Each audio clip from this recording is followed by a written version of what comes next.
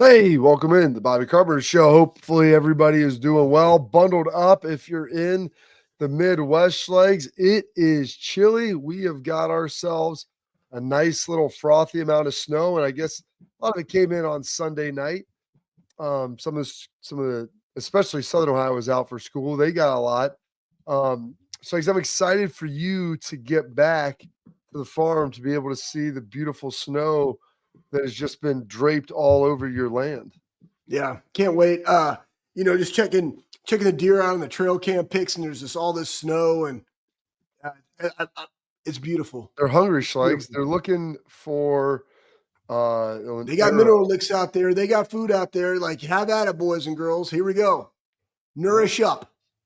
yeah, that's perfect. Nourish up, get them bulky. I mean, are we still in bow season right now? I mean, Yeah, bow season. I think honestly, archery in Ohio goes all the way to like mid-February, but deer start losing their antlers anywhere between the end of January through February, and then you go shed hunting in March and stuff, and it'll be really fun. But yeah, it's good. I'm excited. Just got done doing legs like my neighbor Frankie over here, Frank Mangiesi from New Jersey. We were in here mm, getting bumpy, just sharing stories. We did legs. It's Tuesday, Schleg Day, high volume of legs, 40 reps, 5 sets of 8 cluster set style, ooh, four reps, rest for 15, 4 reps.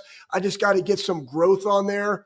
That was a solid one. And then I just been working the armory all day. Going over my pet peeves, actually going when you say back and growth, do you mean girth? Is that synonymous? I just want it all, man. Yeah. I showers and growers, it doesn't matter. The unicorn is both. Honestly, can you Okay. imagine? So, and like my body's kind of weird proportion. Like my arms have always been the same. Like I just hollow out, but my body just looks the same, you know, bowling ball head, thick cylinder, pretty, good size, decent back. You always got to train the back. Like back just shows that you're somebody that's willing to get down. And then, you know, my ass always been pretty good. Now you got a huge ass there, Bob, but you still got to train it, right? And I'm just like, yeah, hit that thing, poke that thing, Steph. And it's Because you like, don't yeah, want it solid, saggy, schlegs. solid. It needs to be firm. Like, dude, Yeah, it's that's the super thing. firm. I told like my kids, like if you're You can built knock on like that thing. this, it's great, but it requires a high degree of upkeep. So Yeah, like literally to keep it up, or else it's just always gonna be fall training. down. Nobody No one like wants it saggy. no, nast us all. That's awful, Strikes. No one And wants no that. ass at all. And you know what though? Then throughout my day, I get in like little deals, right? Like little things that really juice Mm, me up. Um, for instance, we're talking about expectations of people that I manage, and one of those expectations that I have, this is real talk, and I expect it from my children. I get on them all the time about it, but it's one of my pet peeves, and I think it's part of again how I was raised. I mean, Metroflex Gym, guys went in there throwing shit all over the place. Now, again, if it's Ronnie, that's a little bit different. But I got some, you know, Slab Jake over there using 35s, unable to put his 35s back. Like, what in the Sam Dick? Like, put your weights back, right? And this doesn't go for the main gym, but just like people that I work with, like if there's something on the turf or there's something on the ground or if there's a bottle cap that you were chewing on that's in my driveway, pick it up. That's your job. Like, listen, I'm not a freaking nursemaid. But I'm going to pick it up because I respect it. I also pay the mortgage on this place. I expect our place to look nice. If you walk over something, there's a popsicle stick or there's weights on the bar that haven't been put up and you were the one working out, why can't you just put those back? You mean to tell me that you physically taxed yourself with 225 on squat, you soft ass, and you can't put that shit back? Not talking about our members. I'm just, a matter of fact, I'm talking about my kids. So it's like, you mean like you're not strong enough to physically do that? It's called GPP, little general physical preparedness. Put it back, right? Everything has a place in its place. Let's be organized because here's the deal. Everybody has a responsibility to keep it up. Not just mom, not just dad, right? Not just the janitor, everybody in the building. Everybody in the building. That stuff right there gets in my crawl because you think that you're better than that. Like your job is to only do this. Like that's my job. No, your job is to add value in every way, any way you can. That's your job, right? So when I get a little pushback on that, it gets in my crawl. And here's the deal: I'll straight fire your ass for it because if you don't have my mindset and my mentality and my give a shit about our members and the people that we serve are about this family, I'm going to get on you. Just how it rolls. How I roll, Bob.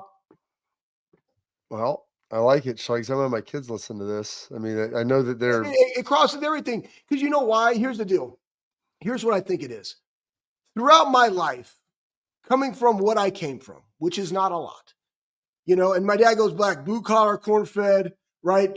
Treat your elders with respect. Like that's literally what, and then side nugget, don't take wooden nickels. But that being said, is I respect other people's things and I respect other people's time. You want to know why? Because I have no time of my own. Because I freely give it in service to others. But so I value other people's time and I know how precious that time is. And when you think that your time and you are better than somebody else, that's what gets in my crawl more than anything in of itself. I love it, Schlegs. I love it. I tell my kids, man. I tell everybody. It's freaking Tuesday, baby. It is. It's a Tuesday. Like if Buckeyes, Friday. It's the Friday for the well, Thursday for the Bucks. If you see a problem, solve a problem. Be proactive. Don't walk by an issue and wait for the next guy. Go solve it yourself. Yeah. Gosh, just hammering that on anybody. Seth McLaughlin today asked me how Christmas was. I go, be honest with you, man. As a dad, kind of sucks.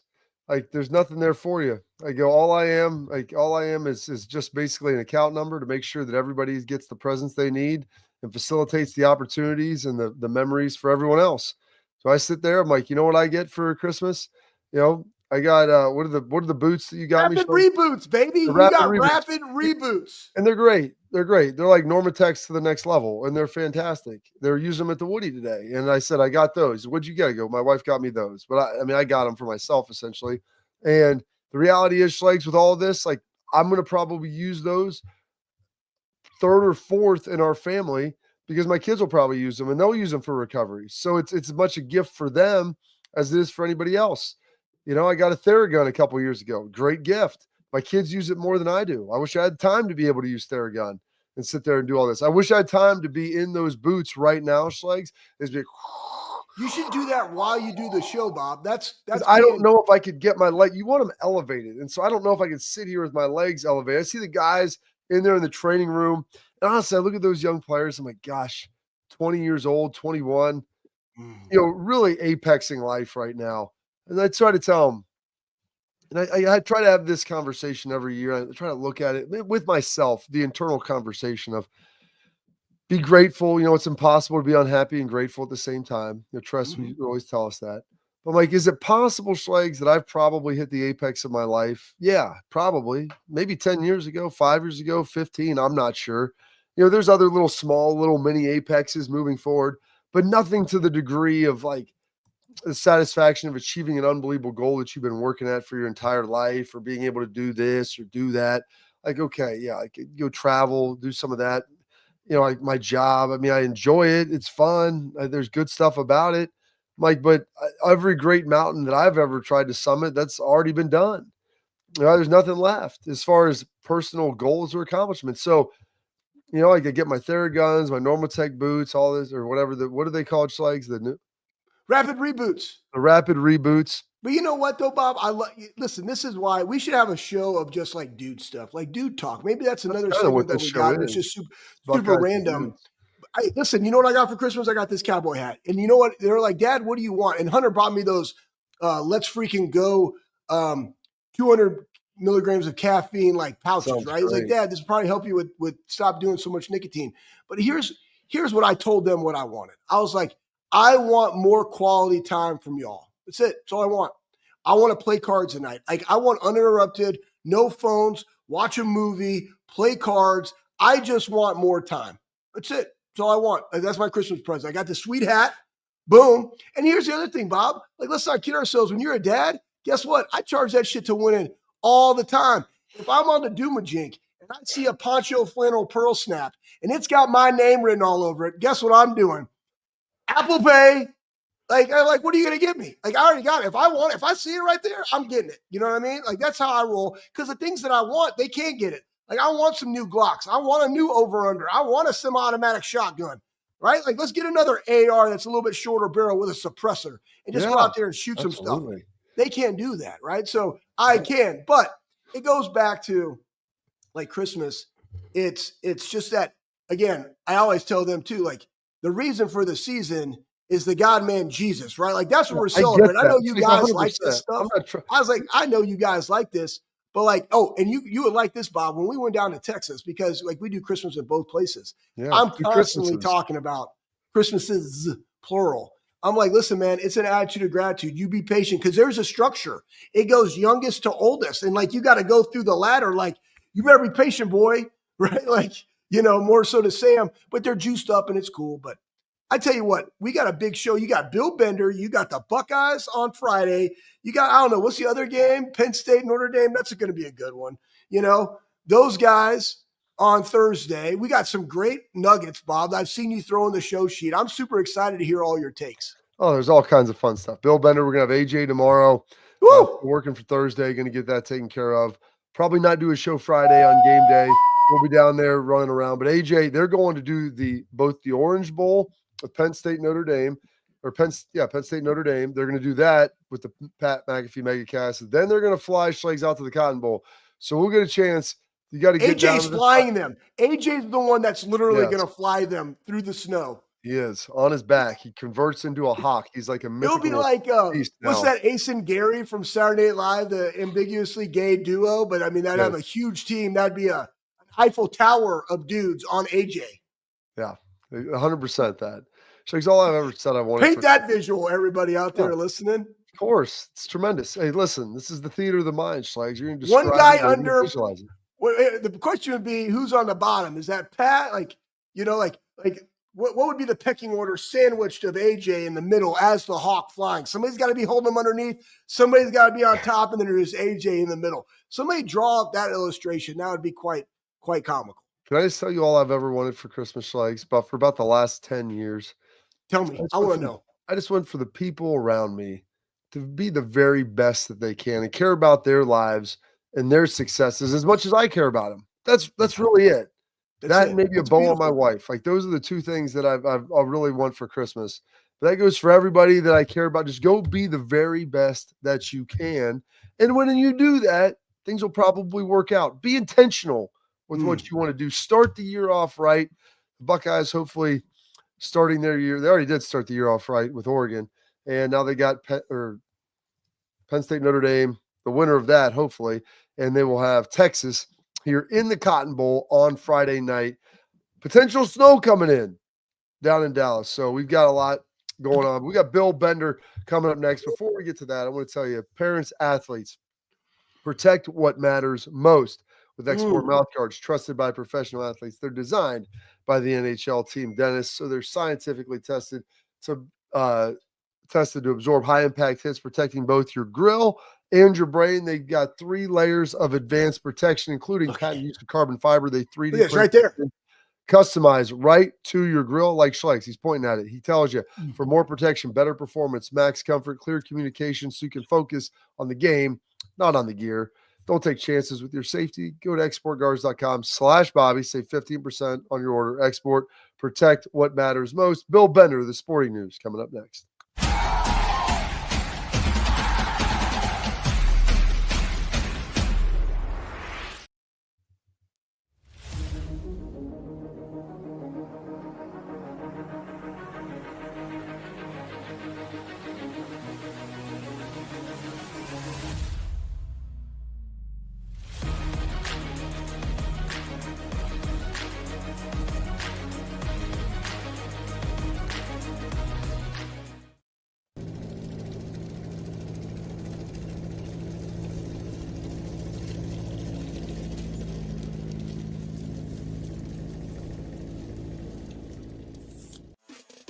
Welcome to Big Play, the fastest growing sports media company in America. I'm gonna keep it straight with you. The reason you should watch our show is because I look good, baby. Come get some! Join our millions of fans for live sports talk shows hosted by the top former athletes and sports personalities in the industry. Ohio, it's my home state. Obviously, I'm a diehard Cleveland sports fan. Watch what you want, where you want, when you want. Welcome to Big Play. Make sure you tune in. I love you, Cleveland.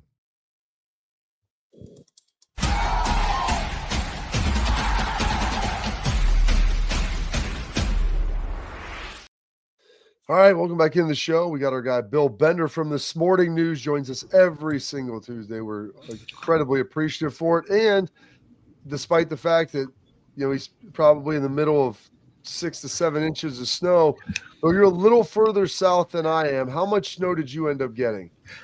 Enough that I got the kids out in the driveway yesterday, and they, being the entrepreneurs that they are, they got in the neighbor's driveway and ended up shoveling that, and that neighbor Venmo'd us $20. So that was very appreciative of that, but not too bad. We're not buried in. I was a little surprised they didn't have school today, but they'll be back in school tomorrow. So it only took 10 minutes for them to get in a fight this morning. Of course, yeah. Just coming off Christmas break, that's what you need is Right. more time off, more snow days. I know the further south you got in Ohio, got hammered down on the Ohio River. It was a solid foot, maybe a foot plus. So a lot going on there. So hopefully everybody's safe and get everybody dug out. Some news though, Bill, coming out. Like it looks like Dallas might be getting potentially some similar snow. They're talking 3 to 5 inches. I saw as much as 8. It could potentially be rain now. But that's coming in on Thursday, which could have a massive impact on the city and their ability to get people to and from the game. They do not really have snow removal equipment and salt trucks and everything else. The airports there are not quite as equipped to handle it. So is that something that people are kind of monitoring more nationally? Absolutely. I had a college football writer, Trey Wallace, send me the radar this morning, and I'm like, boy, I hope they don't have to delay that game. I believe one of the years when they had the Super Bowl at Jerry World, they had a similar problem. The first one in 2010 was when your beloved Packers were down there, Bill. That's why I remember, of course, because it was going to impact the Packers. But, they ended up winning the game. I hope that we get to play this game on time. I really do think we will get to play this game on time. I'm surprised you guys didn't ban me from the show this week after I picked Oregon to beat Ohio State, a pick that was wrong 7 minutes into the game. I mean, I didn't think Ohio State, I will say this, I did not think Ohio State would lead the Rose Bowl 34-0, but what an impressive display they put on. Yeah. You know what? Here's the deal. You weren't the only guy to do it. Ben Scott Stevens freaking picked Oregon, right? We love Ben. Like he makes you money. You picked Oregon. I'm not going to gloat, right, or give myself and Bobby flowers, but we picked every single freaking game because we just know ball and we know what the Buckeyes are doing, and I get that, all right. So, but we're just happy that you're here, Bill, and we appreciate the fact that you've instilled into your young people, right? Like the greatest responsibility that we all have in life is to raise our children, and you're raising them right. Though the neighbors still paid for it, they went out there and did it. So, and you didn't have to do it. But I have to switch back to my freaking mic. Pat, that's on you guys. I don't know. I deal with StreamYard shit. Anyway, State, Notre Dame. Marcus Freeman playing very much kind of Tressel-esque football. You got a quarterback throws from 90 freaking yards, and they win 23-10. And there's all the landscape of Indiana should have been in there, but yet also Indiana lost by less, had a less losing margin than Georgia did versus someone that shouldn't be in the conversation. That's neither here nor there. But how do you feel going into this game? Injuries for Notre Dame, some limitations of like threats on the outside from Penn State when they only got Waller, but he's a freaking dude. What do you think this matchup's going to entail for Marcus and James Franklin? Well, I think Marcus Freeman, I mean, I wrote the Jim Tressel comparison. That's exactly what that game looked like the other night. You look at the score sheet, they made every field goal. They got the 10-point swing at the end of the half. They got the kick return to start the second half, and it felt like ball game from there. And they didn't turn the ball over, And so for Marcus, I mean, you guys know him much more than I do, obviously. He can't be that calm all the time.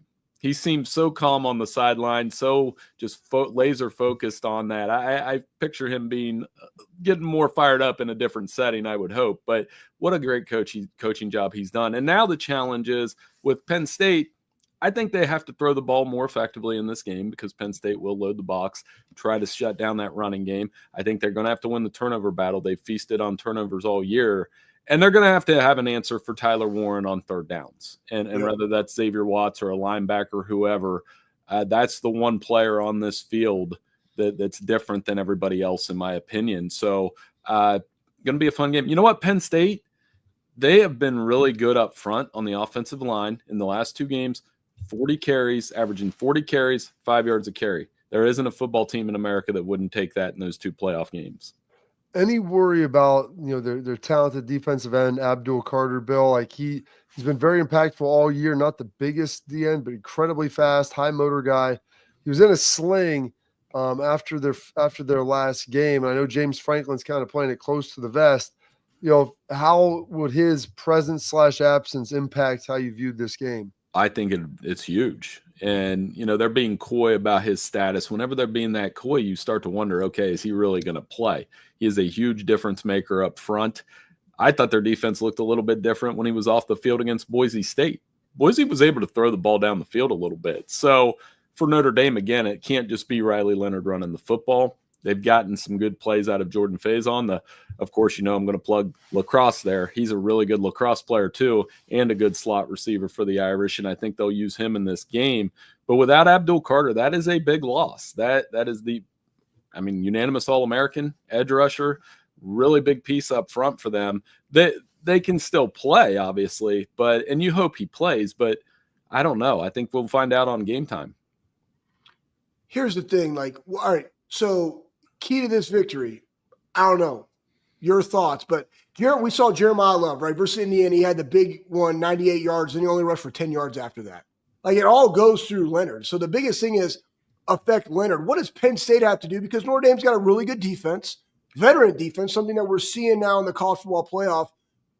What does Penn State have to do to be able to get a victory? Is it a steady dose of running, keep it 3rd and short, get Waller in the mix? Because we saw the game plan when they played us. It's where the hell is Waller in this mix? He's obviously been more involved, but what do they have to do? What takes more weight? The defensive side of the football, putting all the pressure onto Leonard, or on the offensive side of the ball? I think they should come out aggressive and throw the football like they did against Boise State. They build that early lead. He hits Amari Evans on a deep pass. Drew Aller's throwing the football well, and Drew Aller's starting to generate some NFL draft stock conversations. He's already announced that he's returning to school, but now you're starting to hear rumors about maybe he goes in the 1st round, and he does have that NFL quarterback size.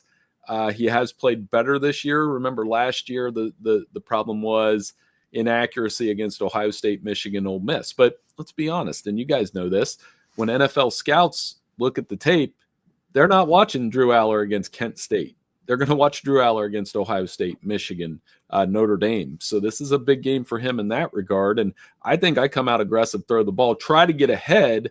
So I'm forcing Notre Dame to throw the ball a little more than they want to. And Schlegs, I'm wondering about Jeremiah Love. Mm-hmm. Is he healthy? He has not been healthy the last 2 games. And is he 100% for this game? Because they're going to need him. Mm-hmm. So, Bill, watching that Georgia Notre Dame game, I kind of said this coming in, I was suspicious of it. I thought that this was probably the best Notre Dame defense that I've seen, in my adultish lifetime, at least since I've been able to kind of conceptualize what I've been watching on the football field. So we're talking at least 25 years. And after watching them play Georgia, I feel like that kind of confirmed it. Their speed on defense, their size up front. Obviously, there's some injuries on the interior of their defensive line, but is this the best and most well-equipped Notre Dame defense as far as speed, size, all of those traits that you look at before, where when they're playing Alabama, it seemed like Alabama had a 12th guy out there. Now it seems when Notre Dame was playing Georgia, Bill, they were closing quickly. It seemed like they had a safety down and a safety deep. They had just an extra guy that you couldn't account for. And you guys also know how to do this better than me, but when I watch a game on a TV, you watch how the line of scrimmage moves at the snap. And they call it push or whatever. Notre Dame was pushing Georgia's guys back. And they didn't even have Riley Mills in the game. And that was one of the worries going into the game. They don't have their best defensive tackle. He doesn't play, and they're still pushing that line of scrimmage back. And the reason I said that is when I watched them play Alabama in that BCS championship game with Monty Te'o, Alabama's guys were pushing Notre Dame 4 and 5 yards down the field, and Eddie Lacy was just walking through holes. So yeah, that is a huge difference maker. Xavier Watts is an incredible playmaker in the secondary, and they play very connected. They remind me of Ohio State, maybe not as much frontline, first round NFL type talent, but they're very connected on that side of the ball. And, it's not an accident in this playoff that 4 of the top 5 scoring defenses, Notre Dame, Penn State, Ohio State, Texas, Ole Miss was the other one, by the way, are all playing this weekend. And that tells you right there. You guys have to love that. The whole defense wins championship thing is starting to come true. Well, it's offensive line, it's defensive line. Like the line wins, and we saw. You're absolutely right, man. Georgia got bullied by Notre Dame.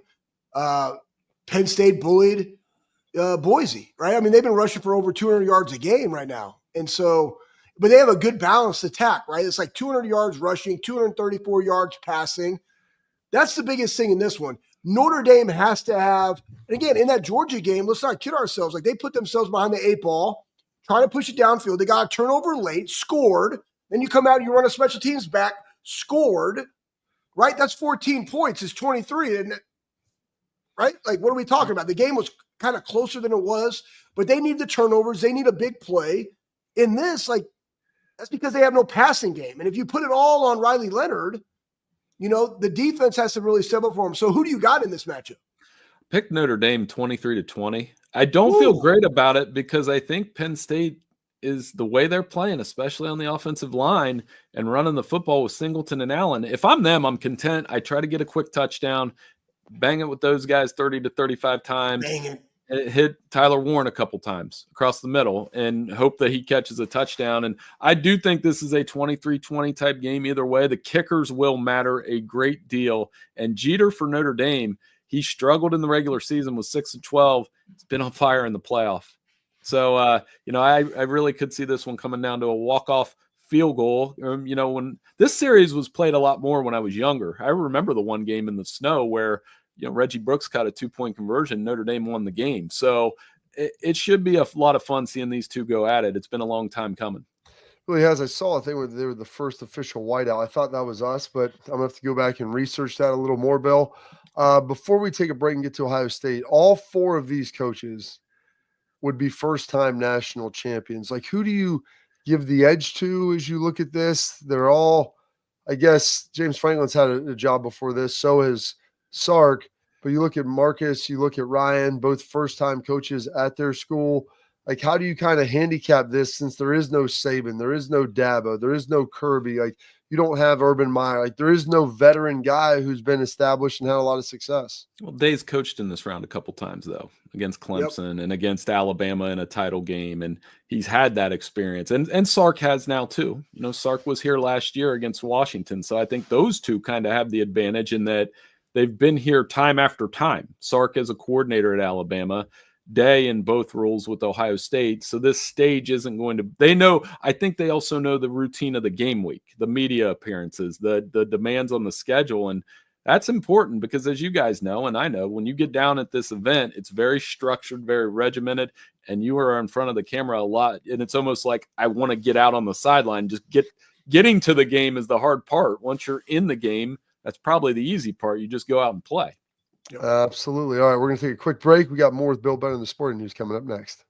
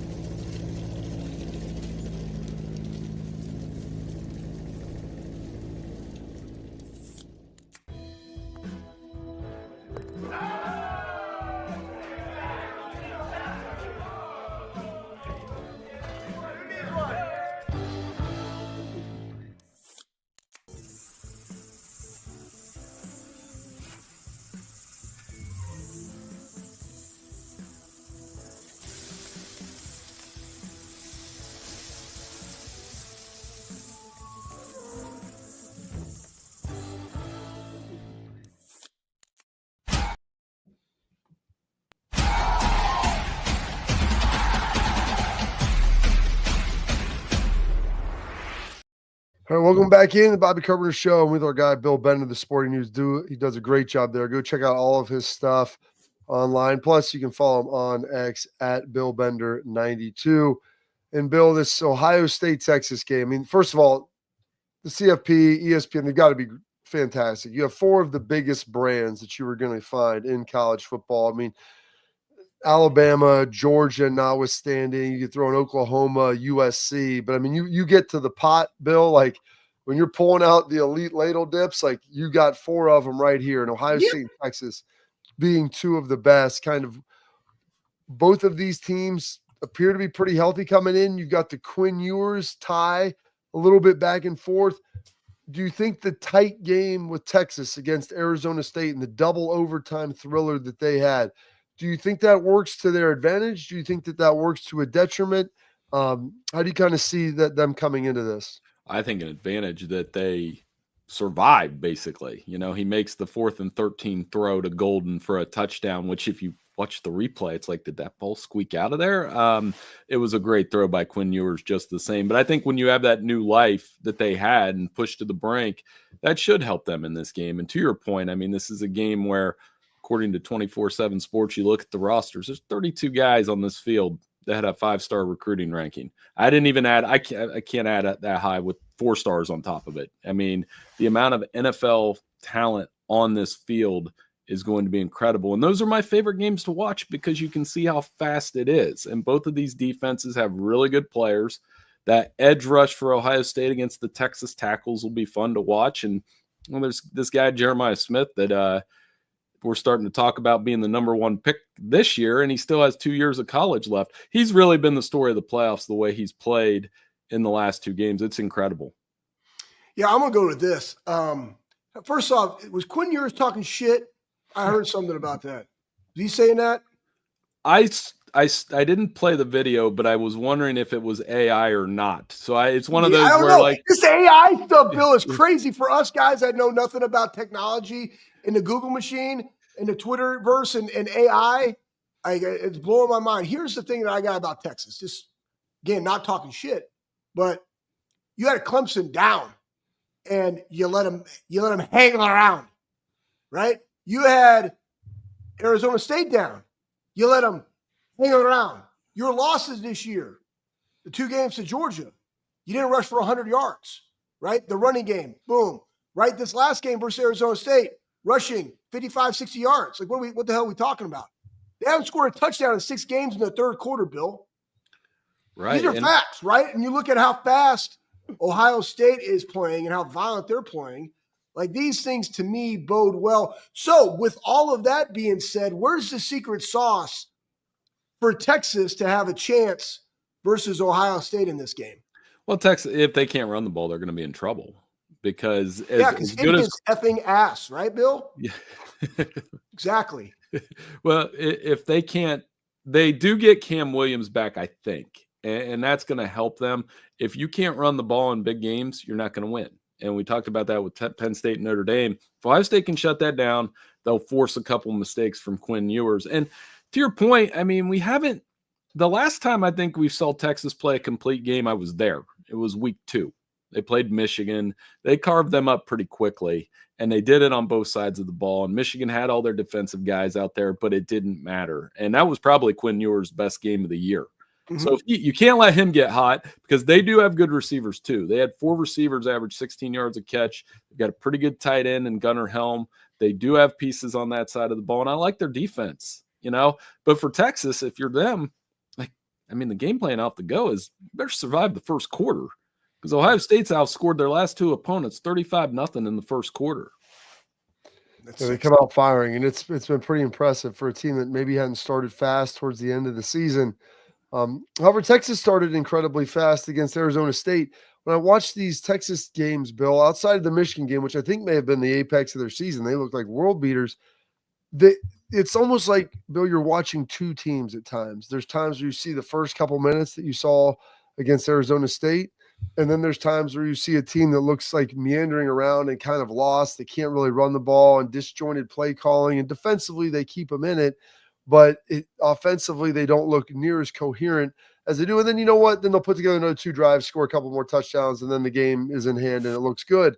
But it doesn't really feel like they've been kind of clicking on all cylinders the last half of the year. They haven't, and that's the difference. Ohio State has lulls too, but they're shorter. they seem shorter to me. Even when they have a game like the Indiana game where a couple series you're like, well, what was that? And then they get back on track pretty quickly. So yeah, the consistency's been a thing. And for their defense has been good, but they had a big blip in that Arizona State game where Cam Scadaboo was the guy that I'm going to remember from that bowl game. It's not going to be a Texas guy. It's going to be Cam just going off and nearly single-handedly leading his team to victory. So we'll see if that run defense holds up. I'm really interested to see Texas's secondary.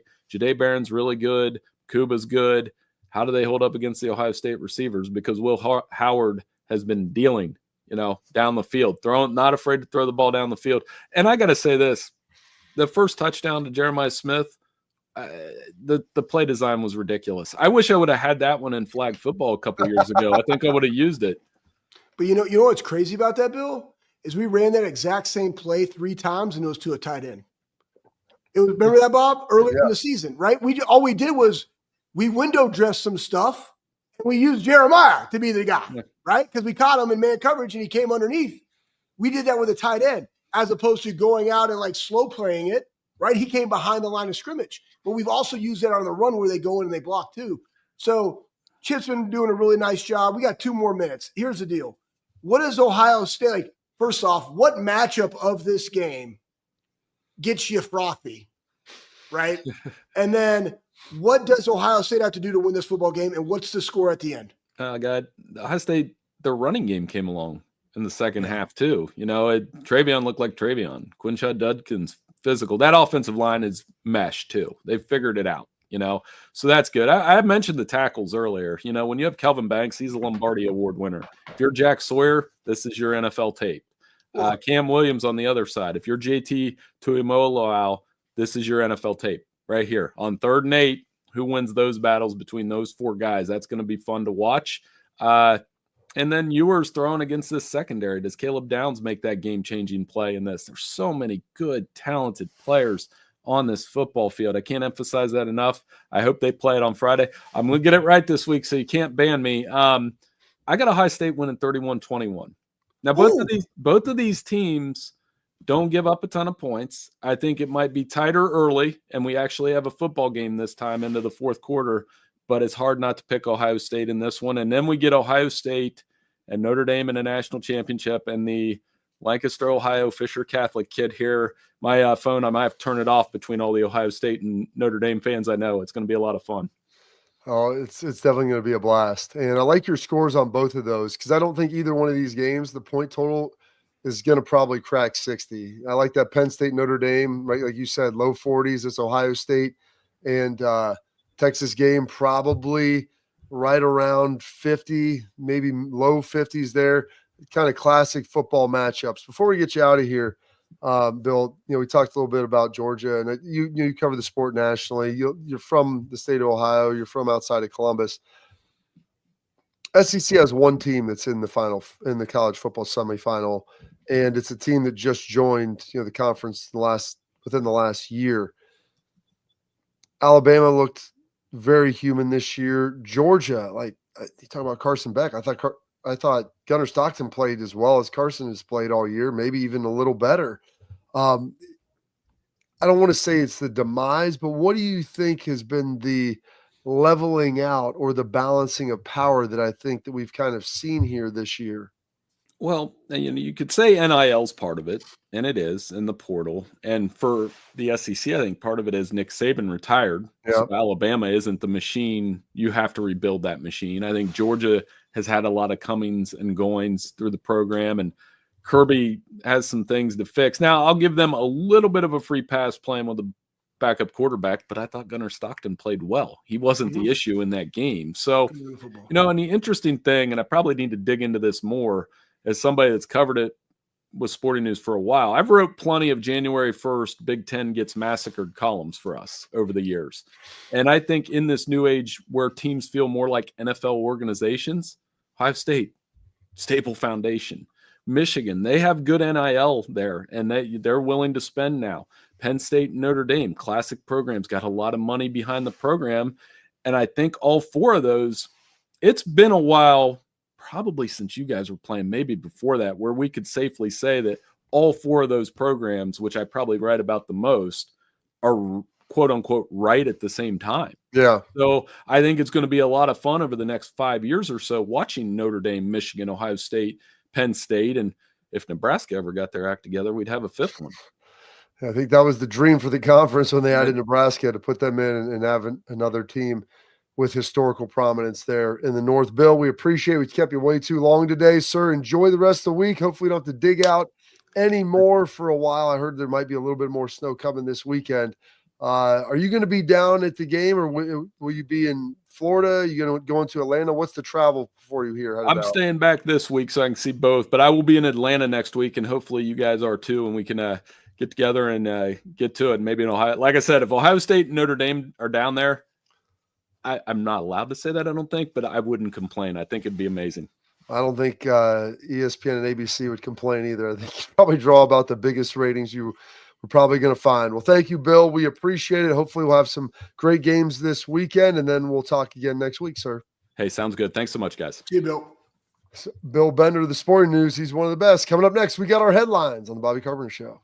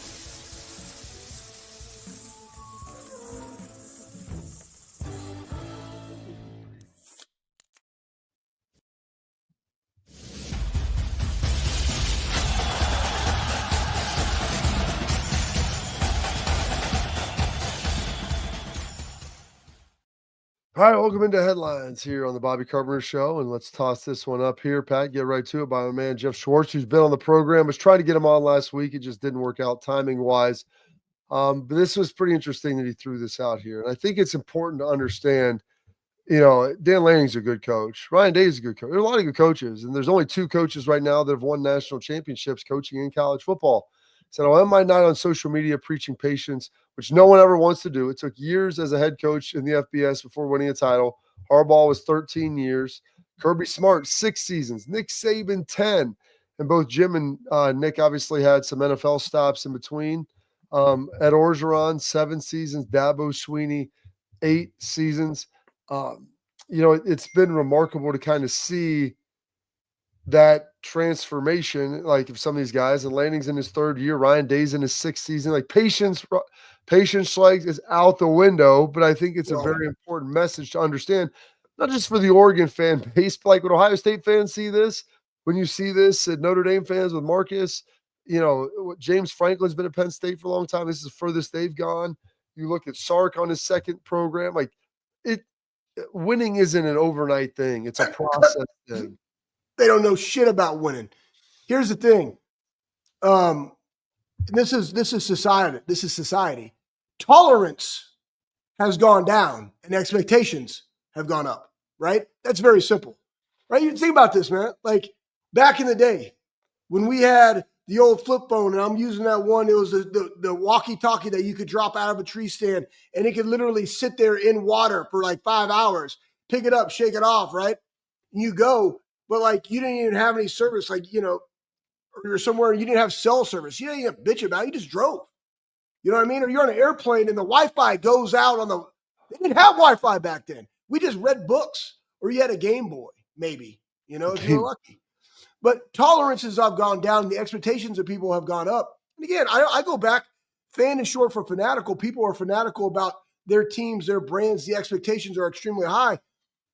But I don't think fans truly grasp all the inner workings of what is transpiring in this short window of NIL transfer portal and the disservice that the NCAA did for collegiate athletics and especially college football by having no balls.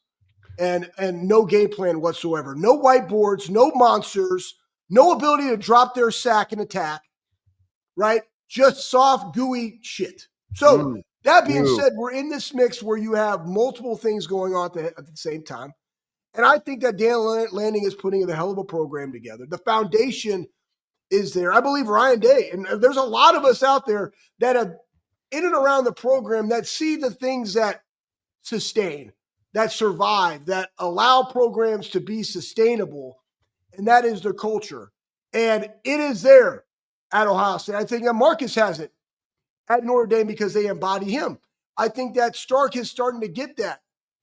I don't know their culture or whatever that is there. And you look at even Penn State and James Franklin, we can say all the things that we want about the big games, but let's not also kid ourselves. The dude's doing it with less talent as well. Some of those programs aren't going to meet that expectation because they have to do a better job of developing their players, keeping them there for sustainability to be able to have a very veteran team to be able to go out there and produce. So with all that being said, tolerance is down, expectations are up. It's a great job by Jeff, even though he spells his name with 2 Fs, which is absolutely crazy. And a G.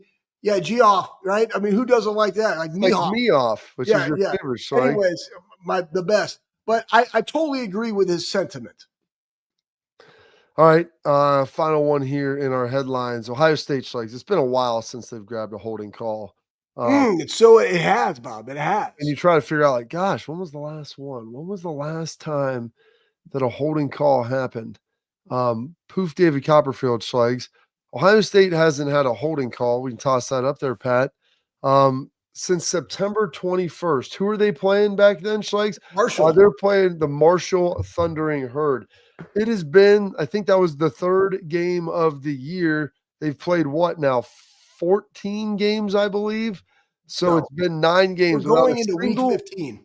Yeah, single holding call, man. It has been absolutely crazy to see that with how this D-line is playing. And we've got stuff and pictures of Jack and video of like him getting held. I mean, Jack's played like almost 1,700 snaps since he's got a holding call. But it's wild to see. The guys are playing through it. You can complain about it, but I always say what Fick used to tell us, Schlegs.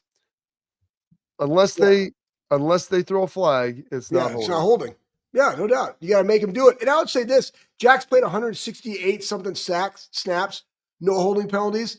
God, they've been letting him play. So guess what? Get their freaking hands off you. Like what's your second move? Like break his thumb. Break his freaking thumb. Right? Snap his elbow. Do it with violence. I don't know. I'm just saying. Like, do what you got to do. Absolutely. Here we got a little shot of Jack getting held around the edge. Oh, all right. Well, maybe not. All right. Coming up. There we go. You got Jack right here. You can get that running. Oh, he's scrolling through there.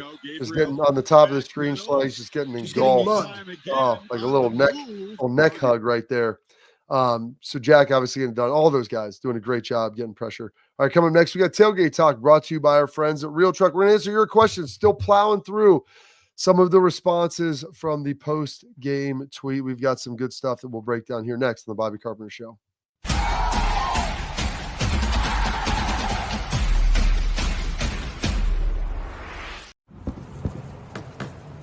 Get the most out of work, life, and all your outdoor adventures with top-selling upgrades for your truck.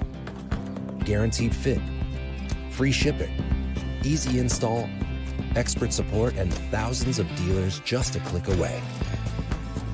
Bring your truck to life. Real Truck. Upgrade today and save between $50 and $400 on select Real Truck products. Visit realtruck.com/specials.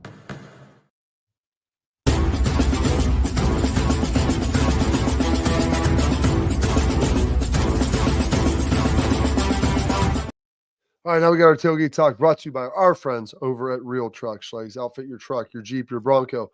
They got accessories for the inside, the outside, everything you need, whether it's mats on the floor, seat covers. They've got cover tops for your Jeep, bed covers, winches, brush guards, bumpers, everything, all coolers. They got everything for you. So go check them out at realtruck.com. And here you go. We still got the offer. If you spend $100, use promo code Bobby at checkout, you get the free Real Truck hat, which is absolutely tremendous. Great value there. So easy to spend. So go check out our friends at Real Truck and bring your truck to life at realtruck.com. All right, Schlegs, we got some tailgate talk here brought to you by our friends at Real Truck. Kurt Feldner threw his tweet out for my tweet last week. Said Ryan Day looks solemn in almost every published pregame appearance. Do you think he was nervous, or was it to hide his resolve and confidence, disarming and fooling the Ducks? Yeah, what are you disarming and what are you trying to fool? I just think he's like calm and collective. And when you're articulating, what your team is doing, and you're also paying respect to the other team and not giving billboard material and speaking around the questions, because you're never going to answer those directly, because why be authentic with people that have their own opinion regardless of what is actually true or not? You're going to act like that. You're going to be just like this, man. And you know what, though? Like, we talked about Marcus, and Bill brought this up. Tressel was like that, right? Fick was like that. On the sideline, the games are for us. Like, you want your head coach to be steady Eddie, but you also want to be emotional when good shit happens, or to get in somebody's ass a little bit. But like, they need to be like this, because the game's for you. All the preparation has been done before the foot hit the ball, right? So let's go execute. Let's adjust. Let's attack and adjust with poise. That's what the games are all about. All right, and then final one here coming from Thomas Bibbs. Ooh, Bibbs. Yeah, down near the bottom. What impact is Maurice Claret Schlegs having on the coaching staff and players? Former teammate of ours. You know better than I would. Yeah, I mean, I think, and Ryan's addressed it, like his presence being around there, his impact on the running back room, with what he's been able to do, his conversations. And, it's funny, like everybody wants to be real critical about the situation, especially former players, until they go and watch it and see how the guys work, see what the coaches are about. And as soon as you see it's like all of a sudden, like, wow, they work as hard, if not harder and they're far more focused and mature than players were 20 years ago. And so yeah, I think Maurice's appreciation for that, the way he's enacted, engages with the guys, he's a very passionate guy. He's an emotional guy. He's a friend of ours. And I think he's doing I think his impact is positive, or else Ryan wouldn't have him around. And so what I like, go ahead. Yeah. You want me to say something? What I like about it is the fact he's been to the side.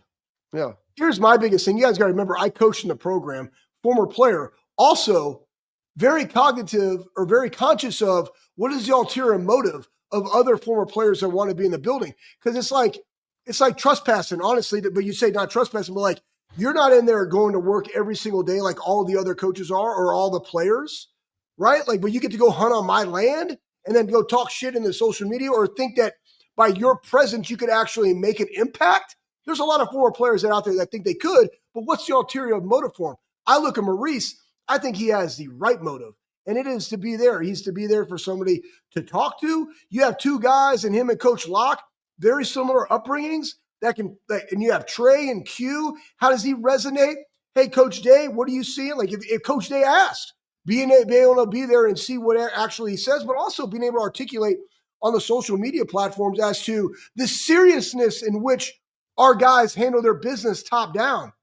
And so I appreciate that he's in there. I also appreciate Ryan for extending that to say, hey, man, why don't you come? Like, very candidly, like, he doesn't have to do that. Just so everybody knows, Ryan Day does not have to do that for every former player. Yeah. I'm just letting everybody know. Oh, because you got to understand. I worked there, Bob. Yeah. Right? Well, I want to bless you with this. I'm going to give you some flowers. People don't know that, like, oh, you just helped the program. Bob helps these dudes in recruiting now. Like, he's a professor at the Fisher College of Business. He talks, like, what are their majors? Find it. Oh, boom, Bobby, can you do this? Give up your family time and come up here on your own and talk to them. Right? Can you be around this event? Hey, can you help us line up this with this profession?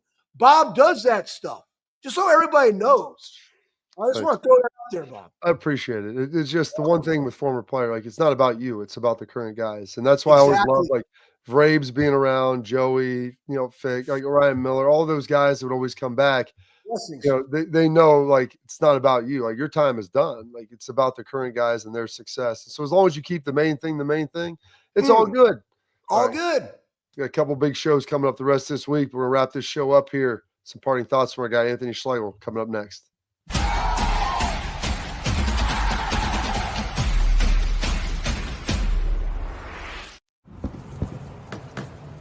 Get the most out of work, life, and all your outdoor adventures with top-selling upgrades for your truck. Guaranteed fit, free shipping, Easy install, expert support, and thousands of dealers just a click away. Bring your truck to life. Real Truck. Upgrade today and save between $50 and $400 on select Real Truck products. Visit realtruck.com/specials.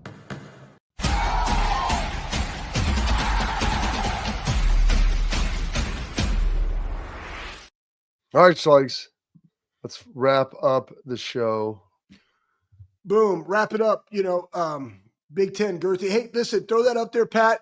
So ASU's head coach, Kenny Dillingham, stopped his players from leaving the field to shake hands with Texas. He went in. He had a press conference about it. He's like, no, listen, this is what you do. This is called sportsmanship. You're going to have successes. You're going to have wins. You're also going to have losses. Like, being able to go up there, look somebody in the eye and say, hey, man, good freaking game. Hey, you got me. Awesome. Hey, go get them. Like, go win the whole damn thing. That's sportsmanship. I don't know where this has been lost, right? Again, the emphasis is like every single time you want to go out there, you want to put yourself to the test. That's why winning and losing is critical. But you also have to understand how to lose with respect, right? Because if not, you're just like you're a piece of shit, right? Who wants to do business with that? Doesn't mean you don't learn from it. Doesn't mean you go work from it. But these are life lessons, man. And as a coach, you are the steward. You are the caveat of helping developing these young people, regardless if you're in college, regardless if you're in high school, regardless if you're in Pop Warner. Do this. Make them go over there, shake hands. Don't talk shit. Look them in the eye. Go around, celebrate together, talk about it together if it's a loss, and move forward. Good job, Coach. Buckeyes, love it, man. Like, the best thing I love about my kids wrestling, you shake your opponent's hand beforehand. After the match, you kick your butt. They kick your butt. You shake it up. You go shake the opposing coach's hand. You walk off the mat. You want to cry. You want to do whatever. That's all good. But you're going to show some respect. Well, that's it for this edition of the Bobby Carpenter Show. Stay locked in. Tomorrow, 12:30, we'll be back as we continue to preview the game. Our guy, AJ Hawk, will be joining us as well. See you then.